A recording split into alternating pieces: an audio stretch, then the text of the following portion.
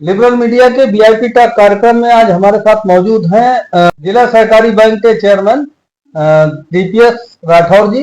बहुत बहुत स्वागत है आपका लिबरल मीडिया में। डीपीएस राठौर जी, आपने युवा मोर्चा से, जहां तक मुझे जानकारी है, शुरुआत करी थी भाजपा में। लगभग 25 साल हो चुके हैं। जिलाध्यक्ष भी रहे।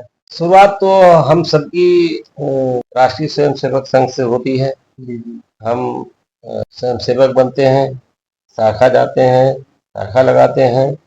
उसके बाद जब छात्र जीवन में आ जाते हैं तो हमने उसके बाद विद्यार्थी परिषद से अपनी यात्रा शुरू की। विद्यार्थी परिषद में मैं से जुड़ा और काशी हिंदू विश्वविद्यालय बीएचयू में काफी समय तक, और उसके बाद लखनऊ विश्वविद्यालय में ये भी में काम किया। उसके बाद आपके संपर्क में आया, और जब युवा मोर्चा का मैं जिले का उपाध्यक्ष, जिले का महामंत्री और जिला के छोटे से गांव धनेवरा के साथ आप रहने वाले हैं। धनेवरा में मेरी ननिहाल है, शिक्षा दीक्षा हुई है वहां से। मैंने 7 मेरा तक किया है। उससे प्राइमरी स्कूल मेरा गांव है, पैतृक गांव मोहनपुर ममरेजपुर है जी, ये कांट ब्लॉक में है।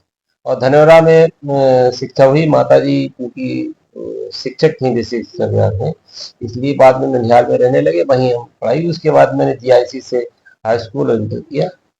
राजनीति में आने का मन कब और कैसे बना? राजनीति में आने का मन विद्यार्थी परिषद में जब थे, और यहाँ एक, वैसे हम राजनीति से बहुत दूर रहते। कभी कभी जीवन में आदमी की ऐसी घटनाएं हो जाती है। मुझे वो दृश्य याद है जब, आपको ध्यान होगा, सपा बसपा की सरकार थी जी, और मुजफ्फरनगर खटीमा कांड हुआ था। तो जो सपा बसपा की मिलीजुली सरकार में जो उत्तराखंड के लोग उत्तराखंड को अलग करने के लिए कूच कर रहे थे, तो मुजफ्फरनगर में इन सपा बसपा के गुंडों ने उनको जाने से रोकने के लिए बहुत बर्बर अत्याचार किए।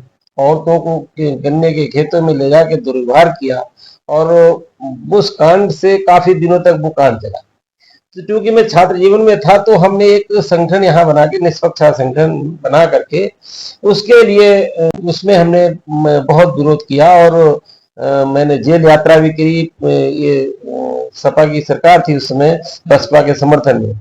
इन्होंने हमको जेल में भेजा, मैं जेल में भी रहा, और जेल में भी मैंने किया वही कि मैंने जेल में भूख हड़ताल में बैठ गया। तो हम 20 छात्रों के साथ गए, तो फिर वहां से फिर यात्रा शुरू हो गई। और राजनीति में एक लगा कि ऐसे लोगों को हटा करके और अच्छे लोगों को आना चाहिए। काफी संघर्ष करा आपने, जिस दौरान भाजपा से लोग जुड़ने के बच्चे थे, क्योंकि सत्ता में हमेशा बसपा सपा, ये ऐसे टाइम में आपने युवाओं की एक बड़ी टीम तैयार करी थी। हाँ, मैं युवा मोर्चा का में काफी समय तक काम करने का अवसर मिला, जिला के उपाध्यक्ष के रूप में, महामंत्री के रूप में और जिलाध्यक्ष के रूप में। तो मुझे कभी ऐसा नहीं लगा कि कोई भी एक आदमी, सरकार है या नहीं है, थी या नहीं थी, लेकिन बहुत अच्छे अच्छे नौजवान ये भारतीय जनता पार्टी के विचारों से जुड़ने के लिए, राष्ट्रीय स्वयंसेवक संघ के परिवार से जुड़ने के लिए, राष्ट्रवाद का अलग जगाने के लिए, ये हमेशा एक लंबी फेरिस्त रहती थी। और वो बड़े उससे जुड़ते थे, हम लोग काम करते थे। क्योंकि जो भारतीय जनता पार्टी का कार्यकर्ता है, और जो वो सरकार बनाता है, तो देश और समाज की सेवा के लिए बनाता है। हम आज जनप्रतिनिधि हैं या राजनीति कर रहे हैं, तो उद्देश्य ये नहीं है कि हम फैक्ट्रियां लगा लेंगे और बड़े आदमी बन जाएंगे। पैसा कमाना अगर उद्देश्य होता तो व्यापार की तरफ जाते, नौकरी की तरफ जाते, तो समाज सेवा की राजनीति की तरफ नहीं आते। राजनीति सेवा का माध्यम है, हमारे सेवा करने के लिए है। भाजपा की आखिरी बार सरकार जब मतलब इससे पहले की बात कर रहे हैं, तो फुल फ्लैश से जो सरकार बनी थी, तो वो उसमें 3 मुख्यमंत्री, पहले कल्याण सिंह जी रहे, और उसके बाद और राम प्रकाश गुप्ता जी, और उसके बाद राजनाथ सिंह जी। उसके बाद से एक लंबे अंतराल के बाद योगी जी की सरकार बनी। तो 3 मुख्यमंत्री का प्रयोग गड़बड़ था या कोई और वजह थी कि इतना लंबा टाइम लगा? देखिए, कभी कभी राजनीति में ऐसी स्थितियां हो जाती हैं, कोई प्रयोग वाली बात नहीं थी। हम भारतीय जनता पार्टी एक विचारधारा है। कभी कभी कुछ लोगों को विचारधारा पे हम लोग चले जाते हैं, उसमें कुछ लोग ऐसे तत्व आ जाते हैं जो एक प्रोपेगेंडा फैला रहे हैं। जैसे कि ये आप इसी को देख लीजिए, 2024 का लोकसभा, एक बेफालतू का प्रोपेगेंडा इंडी गठबंधन तथाकथित विपक्ष के लोगों ने फैलाया कि आएंगे तो आपका आरक्षण खत्म कर देंगे, आएंगे तो ये कर देंगे, वो कर देंगे, किसान काले कानून, तमाम तरीके का प्रोपोगंडा फैलाया। विपक्ष का काम ही होता है प्रोपेगेंडा फैलाना। हाँ, अब लेकिन ये जानना कभी चाहते कभी हैं भाजपा प्रोपेगेंडा, की जो मूल विचारधारा थी, हाँ, वो क्योंकि आप पुराने जुड़े हो कि अब वो है वही है, वही रहेगी। और विचारधारा की तो विचारधारा से एक इंच टस से मस होने की तो बात छोड़ दीजिए, अटल जी और मोदी जी में जो है जमीन आसमान का अंतर दिखता होगा, अब विचारधारा लेकिन में कोई नहीं है ना। विचारधारा में उनके भी कोई था, वो भी एक स्वयं सेवक थे, वो भी भारतीय जनता पार्टी कार्यकर्ता थे, वो भी भारतीय जनता पार्टी के प्रधानमंत्री थे। मोदी जी भी स्वयं सेवक है, भारतीय जनता पार्टी कार्यकर्ता है और प्रधानमंत्री है। भाई जहां तक जो है अटल जी सिद्धांतों से समझौता नहीं करने वाले व्यक्ति के रूप में उनकी पहचान है। मोदी और जी भी सिद्धांतों से मोदी जी सत्ता के लिए कुछ भी कर सकते हैं। नहीं, ऐसा कुछ नहीं। तमाम अपराधी या जिन्हें बुरा भला कहते थे वो सब सत्ता में है। कौन है आप बताइए मुझे। नहीं, ऐसा कोई भी आदमी जिनका जो तमाम भ्रष्टाचारी जो है भ्रष्टाचार पे आरोप करना एक अलग चीज है। देखिए, भ्रष्टाचार आरोप भाजपा में आने के बाद आरोप खत्म नहीं, ऐसा कौन किसने कहा? मुख्यमंत्री बने बैठे कई हैं। नहीं, हमारे यहाँ तो हमने तो मिसाल पेश की है। आपने एक बार इन कांग्रेस की सरकार ने आडवाणी जी पर एक झूठा मिथ्या आरोप लगाया। आडवाणी जी ने लोकसभा की सदस्यता से इस्तीफा दे दिया और कहा जब तक कि मैं इस आरोप से मुक्त नहीं हो जाऊंगा मैं सदन में कदम नहीं रखूंगा। उन्होंने इस्तीफा दिया।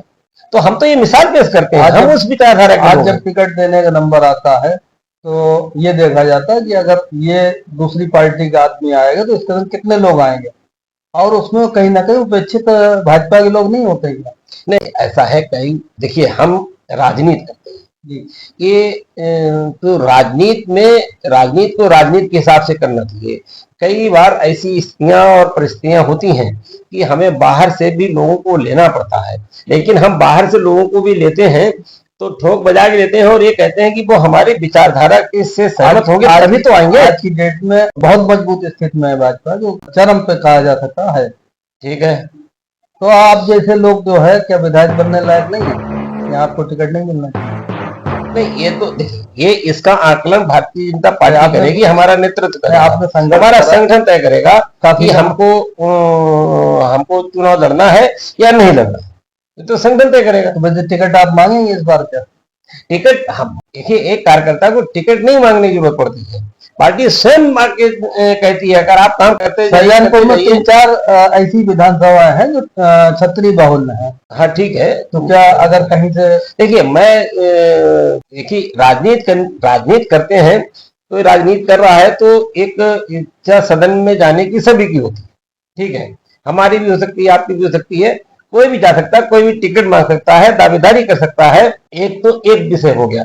दूसरा, हमारे लिए व्यक्तिगत रूप से अगर आप कहें तो हमें तो पार्टी जहां का आदेश कर देगी हम वहां चुनाव लड़ लेंगे। पार्टी कहेगी नहीं तुम्हें इनको चुनाव लड़ना है, उनको लड़ेंगे। संगठन हमारा जो तय कर देगा हम उसी में करेंगे। अभी तक जो था टिकट लेवल तक बात सीमित थी, विधायक और सांसद दूसरी पार्टी से ये सोच के इनका जनाधार है। अब संगठन में भी जो है हमने देखा जिससे तमाम भाजपा के लोग उपेक्षित हैं या वो कहते हैं अंतरात्मा की बात, वो बात अलग है, क्योंकि सत्ता में आप हो तो इसीलिए कोई खुल के कुछ नहीं कहता। तो संगठन में भी जैसे क्या ऐसी मजबूरी जरूरत है कि संगठन में भी अन्य पार्टी आए हुए लोगों को तत्काल मौका मिलना है? देखिए, मैंने कहा ऐसा नहीं है, ये संगठन की ताकत भी बढ़ रही है, संगठन का कुनबा बढ़ रहा है। कुछ लोगों को हो सकता है कि उनकी जो चीजें उनको मिलनी चाहिए वो नहीं मिल पा रही हैं, लेकिन पार्टी का पूरा प्रयास ये रहता है, हमारे संगठन का, हमारे नेतृत्व का ये प्रयास रहता है कि किसी भी कार्यकर्ता के साथ अन्याय न हो, उसको देने के पूरा प्रयास करती पार्टी, देती है। हमने तो, मैं जिला सहकारी बैंक का चेयरमैन हूँ, मुझे तो मैंने तो मांगा भी नहीं, पार्टी ने मुझे 2 बार बनाया। पार्टी हमसे कह देगी तुम्हें संगठन में काम करना है, संगठन में काम करेंगे। पार्टी कहेगी चुनाव लड़ना है, चुनाव लड़ जाएंगे। जिला सहकारी बैंक के अध्यक्ष पद पर रहते हुए काफी कुछ चेंजेस दिखे, आम जनता को भी दिखे जी। और जैसे कि ऑफिस वगैरह बहुत बढ़िया मेंटेन कर रखा आपने, ऊपर हाल भी बहुत बढ़िया बनवाया ऐसी। तो देश में मोदी जी की सरकार आई और उन्होंने एक सहकारिता में तो एक नया मंत्रालय बनाया। पहले सहकारिता का मंत्रालय तक नहीं था, और मंत्रालय बनाने के बाद उन्होंने देश के सबसे मजबूत नेता अमित शाह जी को उसका मंत्री बनाया। और योगी जी ने भी यहाँ पे सहकारिता में के लिए इतना ज्यादा, जब योगी जी की कैबिनेट बनी तो पहली कैबिनेट में उन्होंने हमारे सहकारिता मंत्री बड़े भाई जेपी राठौर जी से कहा कि ये जो 15 बैंकें हैं इनमें आपको ये देखिए, इनको आरबीआई ने ताले लगा दिए थे। तो मंत्री जी ने अपने प्रयासों से, माननीय मुख्यमंत्री जी के सहयोग से, मार्गदर्शन में सभी बैंकों को न सिर्फ ताले खुलवाए, चालू कराया, और आज की तारीख में कि उत्तर प्रदेश में 50 में से 49 जिला सहकारी बैंकें प्रॉफिट में चले, और शाहजहांपुर में भी जो मुझे जब यहाँ की बागडोर मिली थी तो कई करोड़ के घाटे में थी। यहाँ पे वेतन निकलने की स्थितियां नहीं थी। बहुत ज्यादा सपा बसपा के समय में इतना ज्यादा भ्रष्टाचार की पराकाष्ठाएं पार हो चुकी थी। आज की तारीख में हमारी जिला सहकारी बैंक शाहजहांपुर लगभग 7 करोड़ के प्रॉफिट में चल रही है। बात बेरोजगारी की करें तो बेरोजगारी बढ़ी है या घटी है? सच मतलब ग्राउंड रिपोर्टिंग जो है उसकी बात करें। बेरोजगारी बढ़ी और घटी से का आप सही आकलन नहीं कर सकते हैं, इसका कोई पैमाना नहीं है। लेकिन इससे आप कह सकते हैं, आउटसोर्सिंग में नौकरी मिल रही है 2 साल 3 साल, हम बता रहे हैं कि रोजगार के अवसर हमने कितने उपलब्ध कराए, इससे समझ लीजिए कि बेरोजगारी घटी है। रोजगार दिए हैं हमने, रोजगार के अवसर पैदा किए हैं, तो रोजगार मिलना का मतलब क्या हुआ? रोजगार मिला ना, बताइए आप मुझे। मैं खुद देखता हूं, अभी आप देखिए प्रधानमंत्री मुख्यमंत्री युवा उद्यमी योजना, अब 5 लाख रुपए लीजिए, 4 साल में आप 4.5 लाख वापस कर दिए, 50,000 की सब्सिडी भी है, कोई रेट ऑफ इंटरेस्ट नहीं है। ऐसी ऐसी योजना है। आम आदमी इसमें चक्कर लगा लगा के थक जाता है, फिर किसी न किसी से कांटेक्ट करता है, जो सच्चाई है, और बीच में जो भी उसका लेन देन तय होता है तब जाकर उसे मिल पाती है। या फिर किसी उद्यमी जो भी होता है, कार्रवाई भी हम ही करते हैं, जो भी उद्यमी होता है ऐसे लोगों पे कार्रवाई भी हम ही करते हैं। ज्यादा बैंक वाले जो है उन लोगों को देना पसंद करते हैं। जैसे कोई उद्यमी है वो अपने 50 वर्कर 100 वर्कर जिसके है तो वो उसके नाम से लेके और उसे वहां आसान लगता है। उन 100 वर्कर्स को रोजगार मिला ना, वो तो ऑलरेडी रोजगार नहीं मिला, तो वो वर्कर जो है ऑलरेडी कहीं नौकरी कर रहा है और उनका पैसा जो है वो मालिक यूज करता है। बदले में क्योंकि वो नौकरी रहे थे, उन्हें कोई रोजगार की जरूरत नहीं है। वो पैसा जो है वो पैसा और सब्सिडी मिल मालिक यूज कर रहा है। आदरणीय अभिनव जी, आप ये बात मानिए कि सारे काम सरकार के भरोसे लोग छोड़ देते हैं, बहुत से काम समाज को स्वयं भी करना है। अगर ये 2 आदमी जा करके एक कमरे में कोई काम करते हैं, सरकार क्या कर लेगी? 2 लोग जा करके एक रिश्वत देता है, एक रिश्वत लेता है, हमको पता नहीं, हमने योजना बनाई, हम पूरी ट्रांसपेरेंसी से, पारदर्शिता से, निष्पक्षता से हम काम कर रहे हैं, लेकिन वो जाकर के उसमें जाके कर ले रहे हैं, और वहां पे भी अगर जरा सा भी संज्ञान में आता है तुरंत कार्रवाई करते हैं। सबसे ज्यादा तगड़ी कार्रवाई हम ही करते हैं, हमारी सरकार ही करती है, योगी जी करते हैं, मोदी जी करते हैं, योगी सरकार, मोदी सरकार दिन रात इसी में लगे रहते हैं। उनका कोई सेल्फ एजेंडा तो है नहीं हमारे यहाँ। काकरोच पार्टी का नाम सुना आपने? हाँ, काकरोच पार्टी सुना है। क्या जनाक्रोश है? ये है कहाँ की? नहीं, इसमें तो तमाम तरीके, यहाँ हिंदुस्तानी ऐसी पार्टी जिसमें 9% हिंदुस्तानी है और 91% सब विदेशी हैं, वो भारतीय, वो भारत की पार्टी हो जाएगी। तरह तरह के तर्क इसमें आ रहे हैं। एक तो तर्क उसमें ये भी है कि विपक्ष वालों ने बनवाई है, दूसरा तर्क यह है कि भाजपा वालों ने ही बनवाई है। किसी ने बनवाई हो, ना कोई विचार है, ना कोई पार्टी है। जिस दिन काकरोच पार्टी बनी उसके अगले दिन हिट पार्टी बन गई। अब वो सब हिट पार्टी नहीं, अभी काकरोच पार्टी नहीं, हिट पार्टी बन गई। मानने लगे कि काकरोच के लिए एक हिट पार्टी बन गई है, वो काकरोच शू करते हैं, काकरोच मर जा रहे हैं। नहीं, काकरोच पार्टी जो है अगर नुकसान करेगी तो किसका करेगा? अगर मान लो काकरोच पार्टी का कुछ अस्तित्व ही नहीं है, न रहेगा। आप देख लीजिए, कल जंतर नथिंग, कल जंतर मंतर पे प्रदर्शन वगैरह भी, जंतर मंतर पे आधे ज्यादा प्रदर्शन करने वाले कहते हैं कि हमें मंत्री के इस्तीफा चाहिए, बाकी दूसरे लोग कहते हैं वो धीरे धीरे बढ़ करके संघ को गाली देते हैं, भाजपा गाली देते हैं, हमारे प्रधानमंत्री को गाली देते हैं, और हमारी विचारधारा गाली देते हैं, पाकिस्तान जिंदाबाद के नारे लगाने लगते हैं, चाहिए आजादी लगाने लगते हैं। उनका आपस में ही तालमेल नहीं है। ऐसी तो पार्टी काकरोच पार्टी। तो काकरोचों का जिसे आपस में तालमेल नहीं है, वो काकरोच आप एक डिब्बे में बंद कर दीजिए, जंतर मंतर पे भी आप देखिए इनके आंदोलन का हाल क्या हो। काकरोच ऐसे ऐसे जिग-जैग चलते हैं, वो आपस में ही भिड़ते रहते हैं, आपस में ही भिड़ करके खत्म हो जाएंगे। वहीं कोई पार्टी नहीं। क्या संदेश देना चाहेंगे हमारे चैनल के माध्यम से यहाँ के लोगों को? शाहजहांपुर जनपद अमन चैन वाला जनपद है, और चारों तरफ से चाहे यहाँ की मिट्टी हो, चाहे यहाँ का वायुमंडल हो, चाहे यहाँ के लोग हो, और बड़े अच्छे तरीके से हमारे सारे जनप्रतिनिधि इससे पूर्व में भी जो रहे बहुत अच्छे अच्छे लोग रहे, उन्होंने अच्छा काम किया, इस समय भी अच्छा काम कर रहे हैं। और शाहजहांपुर में तराई क्षेत्र भी है, भूड़ का क्षेत्र भी है, गंगा माता भी है, गंगा एक्सप्रेस वे भी है, लखनऊ दिल्ली का मेन रेलवे का ट्रैक भी है, हाईवे भी है, और आप जैसे लोग भी हैं, शान जैसे लोग भी हैं, सभी लोग मिलजुल के रहें एक बात और शाहजहांपुर को आगे बढ़ाने के लिए। और आप पूछना चाहेंगे, एक चर्चा और है क्योंकि आप भले डिनाई करें, लेकिन चर्चा है पब्लिक में, लोग चर्चा तो करते ही है। अमित शाह जी और योगी जी का 36 के आंकड़े की बराबर टीवी में भी आती है खबरें, और ये भी कहा जाता है कि अभी लोकसभा के चुनाव में देखा भी गया, कहा नहीं देखा गया, वो टिकट जो हुए वो उसमें योगी जी के मन के नहीं थे, उसकी वजह से कहीं ना कहीं भाजपा को नुकसान हुआ। अब ये चर्चा है कि अमित शाह जी जो है वो ज्यादा से ज्यादा अपने विधायक बनाएंगे, जिससे कल को योगी जी को हटाना पड़े तो उन्हें दिक्कत ना हो। ये खबरें आती कहाँ से आती हैं? ये कौन लोग ये खबरें लाते हैं? आप अंदाजा लगाइए। ये भी कहा जा रहा है आप अंदाजा लगाइए, मोदी जी के कैंप में, माननीय अमित शाह जी के ऑफिस में, माननीय मुख्यमंत्री योगी जी के ऑफिस में, या उन लोगों के बीच की कोई बात होगी और मीडिया वालों को पता लग जाएगी। कुछ चीजें दिखती कैसे दिखती? कहीं नहीं दिखती लोकसभा में, तो मुझे कहीं नहीं दिख रही, ना हमें दिख रही है, ना लोकसभा में जो टिकट ना पार्टी के नेतृत्व को दिख रही है, ना पार्टी कार्यकर्ताओं को दिख रही।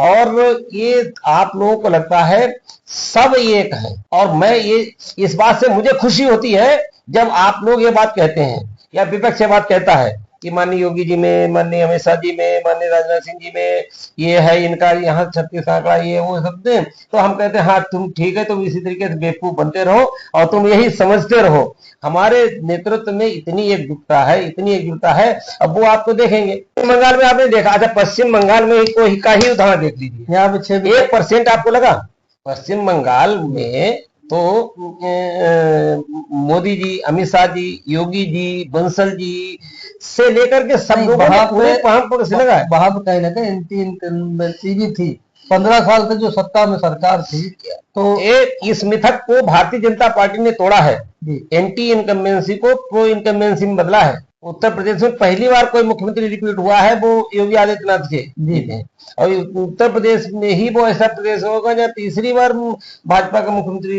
रिपीट होगा और बनेगा। और आप यहाँ पे देख लीजिए, बंगाल से भी ज्यादा अच्छी तरीके से चुनाव लड़ेंगे उत्तर प्रदेश में, अब बंगाल से भी ज्यादा अच्छी तरीके से यहाँ की सीटें आएंगी। योगी जी में 2 पॉजिटिव चीजें जो आपको अच्छी लगती, ज्यादा प्रभावित करती है, वैसे तो आप पार्टी में सब अच्छा है।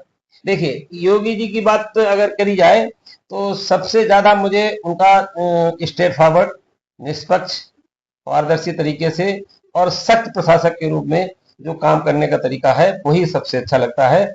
जो कानून व्यवस्था के नाम पे, भ्रष्टाचार पे जो उन्होंने नकेल कसी है, वो शायद ही कोई कर पाता जो योगी आदित्यनाथ जी ने किया। और वित्त मंत्री श्री सुरेश कुमार खन्ना जी, उनकी सबसे अच्छी बात ये लगती है कि उनके घर के दरवाजे नहीं बंद होते हैं, 24 आवर्स खुले रहते हैं। 24 घंटे में माननीय सुरेश कुमार खन्ना जी को आप कहीं भी पकड़ सकते हैं, मिल सकते हैं, बात अपनी कह सकते हैं, रोक के कह सकते हैं, और वो सबकी बातें सुनते भी हैं। और उन्होंने भी अपना पूरा जीवन समाज सेवा को ही समर्पित कर दिया।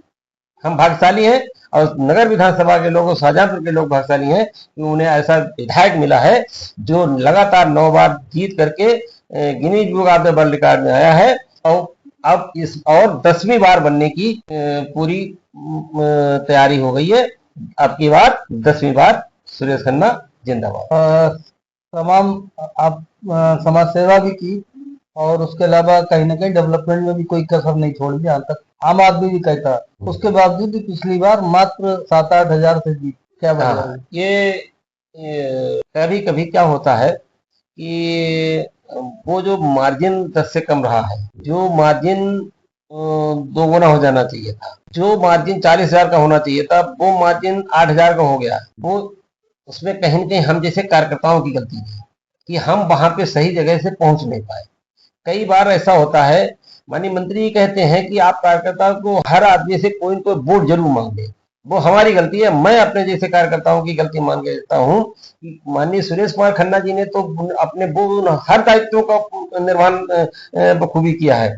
हम जैसे कार्यकर्ताओं से चूक रह गई जो उन्होंने उन वोटरों को नहीं छू पाए जिनके पास जा करके कुशल से पूछना चाहिए था, वोट मांगना चाहिए था, वोट निकालना चाहिए था, वोट डलवाना चाहिए था। हमने पिछली बार से सबक लिया है, इस बार उस कमी को भी दूर करेंगे और उससे ज्यादा मतों से माननीय सुरेश कुमार खन्ना जी जीत के 10वीं बार विधायक बनेंगे। 6 विधानसभा है, तो क्या एक आपका आकलन है, मतलब कितने टिकट कट सकते हैं? देखिए, टिकट कटने और ना कटने की बात तो अभी करना बेमानी है और ये हमारा विषय भी ये विषय पे नहीं है, इस पे टिप्पणी करना भी मेरे लिए न्यायोचित नहीं होगा। हाँ, ये जरूर है कि भारतीय जनता पार्टी जिसे भी टिकट देगी उसी को पूरी तरीके लड़ाया जाएगा, जिताया जाएगा और हम फिर से 6 की 6 सीटें जीतेंगे। आप किसी विधानसभा से प्रयास करेंगे? हमें पार्टी अगर कहीं से कहेगी, आदेश करेगी तो हम लड़ जाएंगे कहीं से भी। मन है? पूरा मन है। पार्टी का आदेश होगा तो लड़ेंगे। पार्टी का आदेश होगा कि इसे लड़ाई उसे लड़ाएंगे, कार्यकर्ता के रूप में काम कर रहे हैं करते रहेंगे। ये तो सभी की इच्छा होती है लड़ने की। बहुत बहुत धन्यवाद, आपने अपना बहुत बहुत धन्यवाद कौशलेंद्र जी और अभिनव जी। लिबरल मीडिया के माध्यम से देश को, समाज को और खासकर शाहजहांपुर की जनता को, आवाम को जगाने का काम करते हैं। देश दुनिया की बातों से रूबरू कराते हैं। बहुत अच्छा चैनल है, बहुत अच्छी तरीके से हम सभी अपने जनपद वासियों से कहेंगे कि सब्सक्राइब करें, इनके चैनल को देखें और इनसे जुड़े रहें। धन्यवाद।